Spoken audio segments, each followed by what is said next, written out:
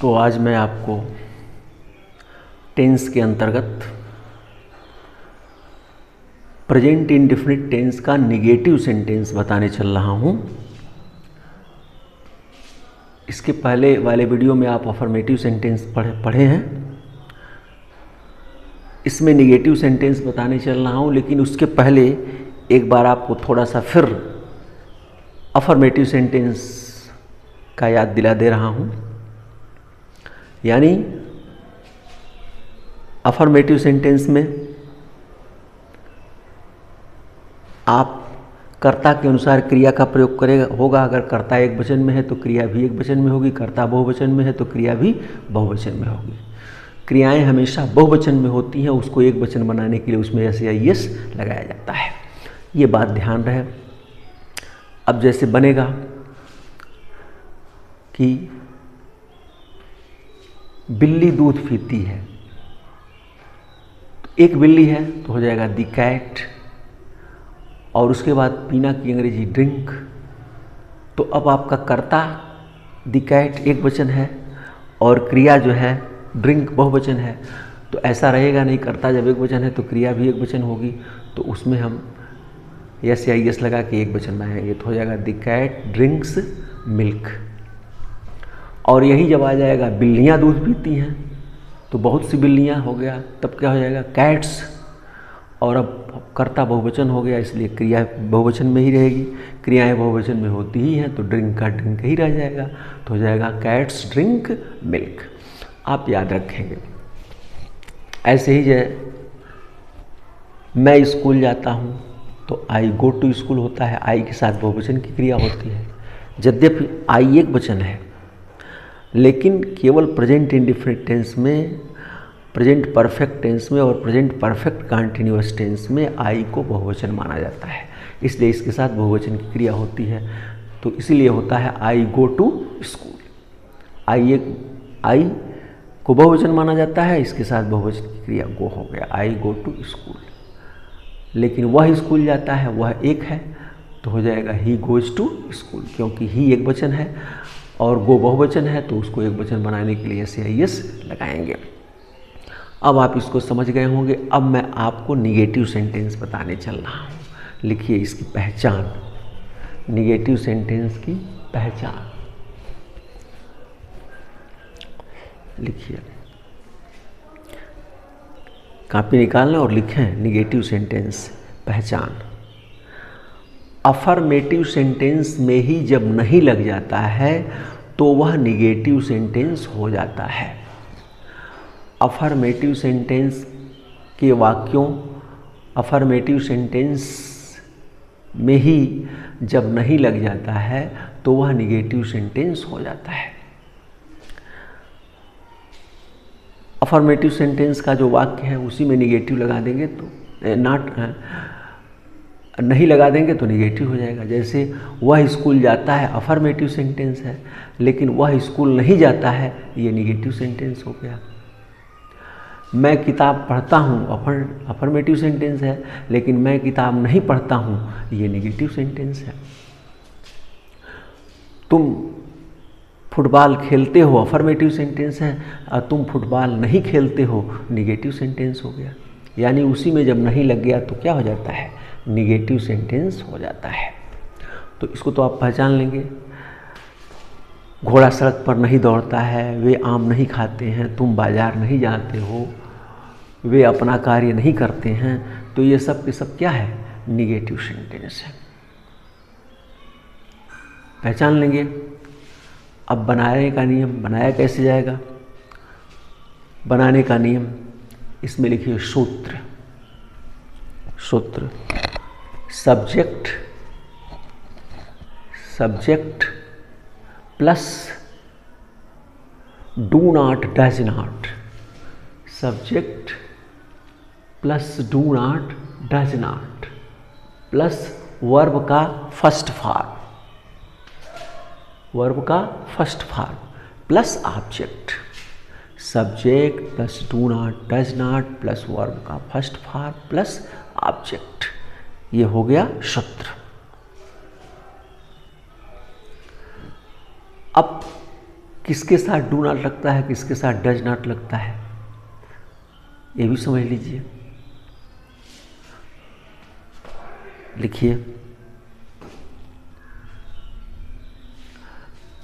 एक चीज और इसमें लिख लीजिए।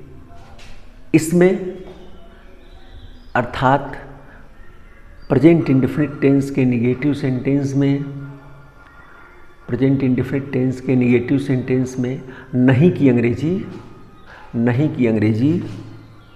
डू नॉट या डज नॉट ही लगाते हैं, डू नॉट या डज नॉट ही लगाते हैं। और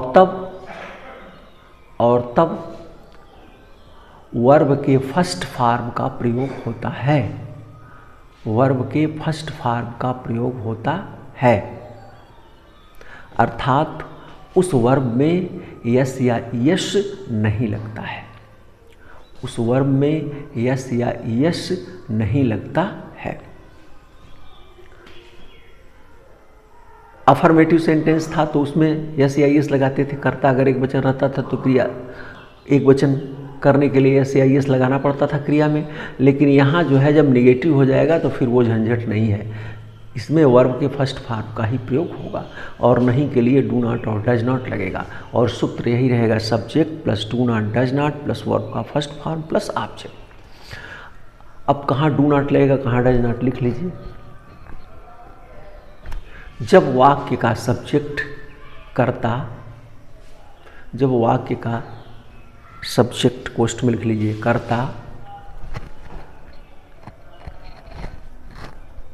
आई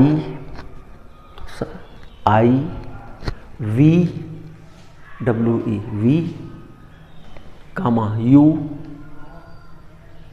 कामा they T H E Y they तथा बहुवचन होता है, तथा बहुवचन होता है तो इनके साथ डू नॉट लगाते हैं, डू नॉट लगाते हैं। तथा जब वाक्य का कर्ता he she S H E she it तथा एक वचन होता है, तथा एक वचन होता है तो इनके साथ डज नॉट लगाते हैं, तो इनके साथ डज नॉट लगाते हैं। ठीक है, यानी जब वाक्य का कर्ता आई रहेगा, वी रहेगा, यू रहेगा, दे रहेगा, ये सब बहुवचन है या बहुवचन रहेगा। बहुवचन माने जैसे लड़के, लड़कियां, कुत्ते, ये सब क्या हो गया, बहुवचन होगा। तो इनके साथ डू नॉट लगाते हैं, इनके साथ हमेशा क्या लगाएंगे, डू नॉट लगाते हैं। और जब वाक्य का कर्ता ही रहेगा, ही एक वचन है, सी रहेगा, इट रहेगा या एक वचन रहेगा जैसे राम, लड़का, लड़की, कुत्ता, बिल्ली, इस तरह से रहेगा तो इनके साथ एक वचन की क्रिया का प्रयोग, इनके साथ डज नॉट लगाते हैं और वर्ब का फर्स्ट फॉर्म ही लगता है। तो अब आप इसको समझ गए होंगे, अब इसी आधार पर बनाना है। देखिए ये वाक्य है, वह स्कूल नहीं जाता है, वह स्कूल नहीं जाता है। तो यहाँ नहीं लगा हुआ है, निगेटिव है, वह स्कूल नहीं जाता है। सूत्र है subject plus do not does not plus verb का फर्स्ट फॉर्म प्लस ऑब्जेक्ट। तो इसमें सब्जेक्ट क्या है, वह, कौन स्कूल नहीं जाता है, वह, तो हो गया ही। अब सूत्र कहता है उसके बाद क्या आएगा, डू नॉट और डज नॉट। तो ही के साथ क्या लगेगा, डज नॉट, तो हो जाएगा ही डज नॉट उसके बाद सूत्र क्या कहता है, वर्ब का फर्स्ट फॉर्म। तो इसमें कौन सा काम हो रहा है, जाने का। तो जाना की अंग्रेजी गो, गो तो हो जाएगा ही डज नॉट गो। उसके बाद ऑब्जेक्ट, उसके बाद ऑब्जेक्ट, अब वर्ब का फर्स्ट फॉर्म। वर्ब इसमें है जाना, कौन सा काम हो रहा है, जाने का। जाना की अंग्रेजी गो हो गया। और उसके बाद ऑब्जेक्ट, क्या जाता है, कुछ नहीं। किसको जाता है, कुछ नहीं, ऑब्जेक्ट है ही नहीं है, तो हो जाएगा टू। बचा क्या है, स्कूल, तो हो जाएगा टू स्कूल। तो हो जाएगा he does not go to school, he does not go to school.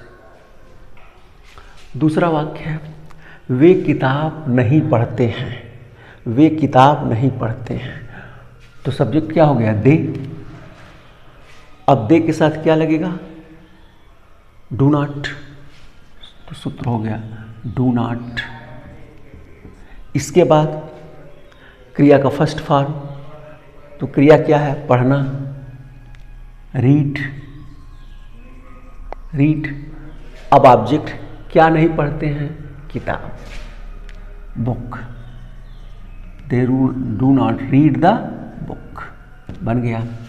बिल्ली दूध नहीं पीती है, बिल्ली माने क्या, एक बिल्ली रह रही है, तो क्या हो जाएगा, दी कैट। और एक ही बिल्ली है तो एक बिल्ली के लिए एक वचन के साथ क्या लगेगा, डज नॉट, तो हो जाएगा डज नॉट। इसके बाद वर्ब, क्रिया, पीना, पीना की अंग्रेजी ड्रिंक, ड्रिंक। अब ऑब्जेक्ट आएगा, क्या नहीं पीती है, दूध, milk. The cat does not drink milk. कुत्ते मैदान में नहीं दौड़ते हैं, बहुत से कुत्ते हैं, तो बहुत से कुत्तों की अंग्रेजी डॉग्स, डॉग्स। और कर्ता बहुवचन हो गया, तो इसके साथ क्या लगेगा, डू नॉट। उसके बाद क्रिया, क्रिया क्या है, कौन सा काम हो रहा है, दौड़ने का, run. Dogs do not run. क्या नहीं दौड़ते हैं, कुछ नहीं। किसको नहीं दौड़ते हैं, कुछ नहीं। तो बचा क्या, मैदान में, in the field. The dogs do not run in the field. वह कभी स्कूल नहीं जाता है। देखिए इसका थोड़ा नियम लिख लीजिए, नियम लिखिए, इसको लिख लीजिए। जब वाक्य में कभी नहीं आता है, जब वाक्य में कभी नहीं आता है तो इसकी अंग्रेजी नेभर लगाते हैं, तो इसकी अंग्रेजी नेभर लगाते हैं। नेभर का प्रयोग अफर्मेटिव की तरह होता है, नेभर का प्रयोग अफर्मेटिव की तरह होता है। अर्थात नेभर लगने पर, नेभर लगने पर यदि, यदि कर्ता एक वचन सिंगुलर नंबर में है तो उसके साथ एक वचन की क्रिया आती है, और यदि सब्जेक्ट कर्ता बहुवचन है में है तो उसके साथ बहुवचन की क्रिया का प्रयोग होता है। अर्थात उस क्रिया में एस या एस नहीं लगता है। नेभर लगने पर वाक्य तो निगेटिव हो जाता है, लेकिन बनता है अफर्मेटिव की तरह। याद रखना, इसको याद रखिए आप। नेभर लगने पर, कभी नहीं की अंग्रेजी नेभर होता है, नेभर लगने पर वाक्य निगेटिव होता है लेकिन बनता है अफर्मेटिव की तरह। तो देखिए जैसे वह कभी स्कूल नहीं जाता है, तो सब्जेक्ट क्या है, ही। इसके बाद कभी नहीं की अंग्रेजी हो जाएगा नेभर, नेभर। इसके बाद कर्ता एक वचन है तो इसके साथ एक वचन की क्रिया होगी। जाना क्रियाएं बहुवचन होती हैं, तो करता है एक वचन, इसको एस या एस लगाएंगे तो हो जाएगा he never goes to school, he never goes to school. वे कभी नहीं स्कूल जाते हैं, तो क्या हो जाएगा, दे नेभर, अब दे बहुवचन है, इसके साथ बहुवचन क्रिया होगी, तो जाना क्रिया बहुवचन आई है तो हो जाएगा गो, तो हो जाएगा they never go to school. इस प्रकार बन गया। ऐसे मान लीजिए क्या है, लड़का कभी नहीं स्कूल जाता है, एक लड़का है, तो क्या हो जाएगा, the boy never goes to school. और लड़के कभी नहीं स्कूल जाते हैं, बहुत से लड़के हो गए, तो क्या हो जाएगा, boys never go to school. ऐसे बन जाएगा। अब एक चीज़ और लिख लीजिए, एक नियम लिख लीजिए यहाँ, लिखिए, जब वाक्य का कर्ता आई हो तो उसके साथ अपना के लिए माई लगाते हैं। ऐसे ही वी के साथ आवर तथा यू के साथ योर एवं दे के साथ डेयर THEIR डेयर का प्रयोग करते हैं,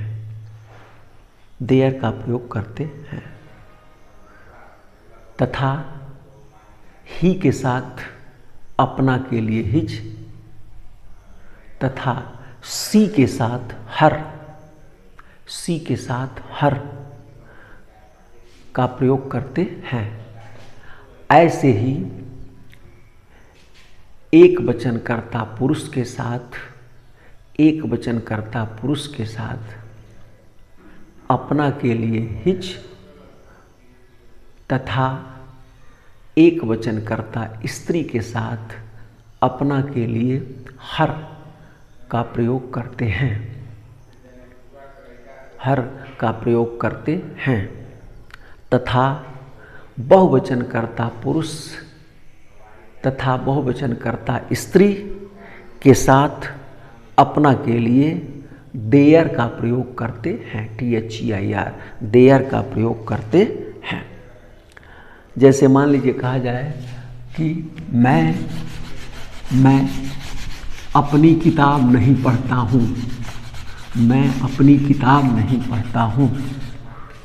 तो क्या हो जाएगा, मैं अपनी किताब नहीं पढ़ता हूँ, तो हो जाएगा आई, और आई के साथ क्या लगेगा, डू नॉट रीड, और आई के साथ अपना के लिए क्या लगेगा, माई बुक। ऐसे ही रहता तो क्या लग जाता, हिज। सी रहता तो क्या लग जाता, वो अपनी किताब नहीं पढ़ती है, तो हो जाता she does not read her book. और एक वचनकर्ता पुरुष अगर रहता, जैसे राम अपनी किताब नहीं पढ़ता है, तब क्या हो जाता, Ram does not read his book. और अगर रहता सीता अपनी किताब नहीं पढ़ती है, तब क्या हो जाता, Sita does not read her book. और अगर ये रहता लड़के अपनी किताब नहीं पढ़ते हैं, माने बहुत से लड़के हैं, तो क्या हो जाएगा, बॉयज डू नॉट रीड, बहुत से लड़के हैं, बहुवचनकर्ता पुरुष के साथ अपना के लिए देयर बुक्स। लड़के अपनी किताबों को नहीं पढ़ते हैं, लड़कियां अपनी किताब नहीं पढ़ती हैं, तो हो जाएगा girls do not read their books. इस प्रकार होगा। अब मेरा ख्याल है कि आप निगेटिव सेंटेंस को अच्छी तरह से समझ लिए होंगे। नेभर रहने पर अफर्मेटिव की तरह बनता है, इसका भी उदाहरण दिया गया, और बाकी एक वचनकर्ता के साथ डज नॉट, बहुवचनकर्ता के साथ डू नॉट लगाते हैं। अब आप पूरी चीज़ अच्छी तरह समझ गए होंगे। बहुत बहुत धन्यवाद। और इसके बाद वाले में हम आपको जो है वो इंट्रोगेटिव सेंटेंस पढ़ाएंगे। आप सारी चीज़ों को बहुत ध्यान से लिखें, नोट करें, और सबसे बड़ी बात यह है कि सारे वीडियोज़ को ढंग से देखें और समझें, चीज़ें आपकी समझ में आएगी। धन्यवाद।